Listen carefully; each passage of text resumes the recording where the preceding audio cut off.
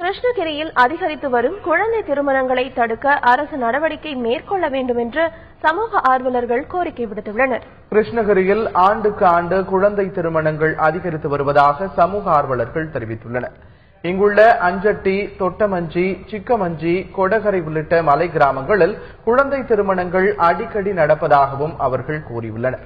இந்த ஆண்டு தொடக்கத்திலிருந்து இதுவரை 18 குழந்தை திருமணங்கள் அதிகாரிகளால் தடுத்து நிறுத்தப்பட்ட போதிலும் இங்கு நடைபெறும் குழந்தை திருமணங்களை தொடர்ந்து தடுக்க முடியவில்லை என்பது இவர்களின் குற்றச்சாட்டு.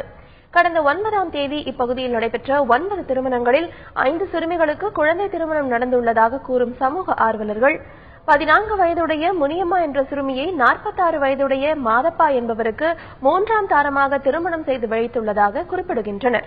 மலை கிராமங்களில் குழந்தை திருமணம் குறித்த விழிப்புணர்வை ஏற்படுத்த அரசு துறையினர் ஒன்றுபட்டு நடவடிக்கை மேற்கொள்ள வேண்டும் என்றும் கோரிக்கை விடுத்துள்ளனர்.